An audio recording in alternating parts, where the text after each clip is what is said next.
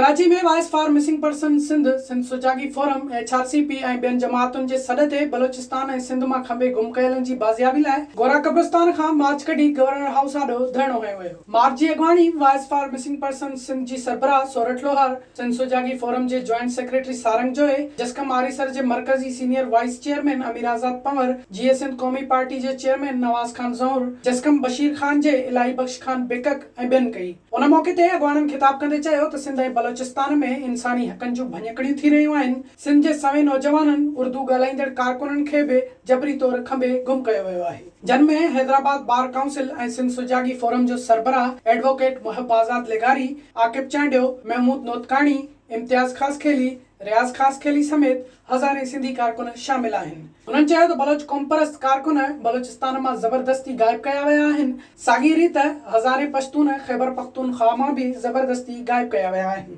जेकॾहिं उन्हनि ख़िलाफ़ को केस आहे त खेनि अदालतुनि में पेश कयो वञे। एहतिजाज कंदड़नि दुनिया जे समूरी इंसानी हक़नि जे तंज़ीमुनि खे अपील कई त संदन फरियाद ॿुधी वञे, जबरी गुमशुदगी जो नोटिस वठी मज़लूम क़ौमुनि खे जबर खां आज़ाद कराइण में मदद कई वञे। सिंध ते धारनि जी आबादकारी, बहरिया टाउन, जुल्फकाराबाद ऐं DHS सिटी क़ाइमु करे असांखे अक़लियत में तब्दील कयो।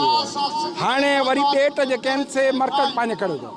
हे ख़ौफ़ज़दा इन करे आहिनि, असांजा नौजवान इन करे खंबे खणी वञनि था त ही मैदान अमल में हूंदा, हे जदोजहद कंदा, हे मुज़ाहरा कंदा, हे हड़तालूं कंदा, हे रोड जाम कंदा। देखिए, हमारा कहना ये है, सीधी सी बात है कि हम आइन और कानून के दायरे में रहकर हम बात करते हैं, उसके दायरे में रहकर हम काम करते हैं। ये जितने लोग यहाँ पर बैठे हैं, इनमें कोई दहशतगर्द नहीं है, कोई ऐसा नहीं है जो पाकिस्तान के आइन को न मानता हो, कोई ऐसा नहीं है जो पाकिस्तान के कानून का न मानता हो या अदालतों का न मानता हो। ये सारे इंतहाई मुहिब वतन और पाकिस्तान से मोहब्बत करने वाले लोग हैं। लेकिन इनके प्यारों को, इनके भाइयों को, इनके बेटों को जिस तरीके से अगवा किया गया है, घरों में घुस के जिस तरीके से गैर कानूनी तौर पर उठाया गया है, हम उसकी शदीद इल्फाज में मजम्मत करते हैं।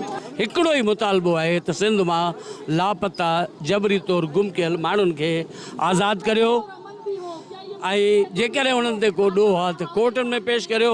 असांजो हिकिड़ो ई नारो आहे त हुननि खे क़ैदनि में रखी उन जे ख़ानदाननि खे परेशान न करियो।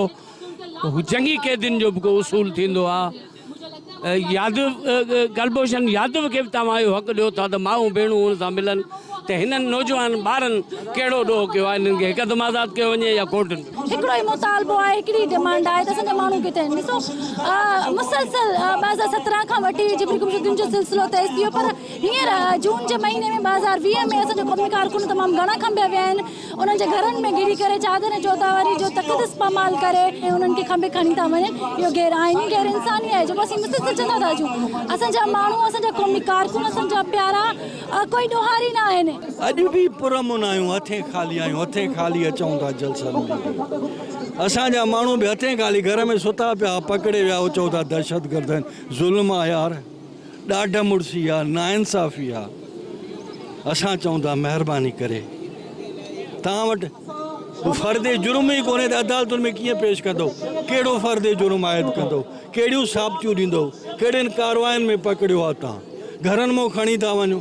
सिंध में खंबे गुम कयल क़ौमी कारकुन, सिंध जा सियासी वर्कर, सिंध जा नौजवान सिंध जे पोड़नि जे लाइ एहतिजाज कयो पियो वञे, जंहिंमें असां बि शामिलु थिया आहियूं। मुंहिंजो नंढड़ो भाउ महिराण जेको गुज़िरियल 9 महीननि खां जेको गुम आहे, मुंहिंजे भाउ खे चोथों महीनो खणी आहिनि, अञा ताईं का ख़बर नथी पए। थाणे ते विया आहियूं, हेॾो ॾे विया आहियूं।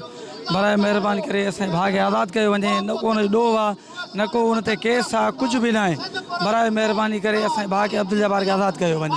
असांजो बाबा डॉक्टर फ़तेह महमद खोसो 2016 फरवरी जी 1 तारीख़ कंदकोट तंगवानी लाड़े मां कंहिं इदारे हथां खमिजी वियो। अञा ताईं हुनजो को अतो पतो न आहे। अॼु असां गोरा कब्रिस्तान खां पैदल मार्च करे अॼु गवर्नर हाउस धरणो हयो आहे। असांजो मुतालबो इहो आहे त असांजे बाबा ते को एलिगेशन आहे त उनखे प्लेटफॉर्म ते आणे वञे। विज़िट कयो अवामी आवाज़ मीडिया ग्रुप जी वेबसाइट awamiawaz.pk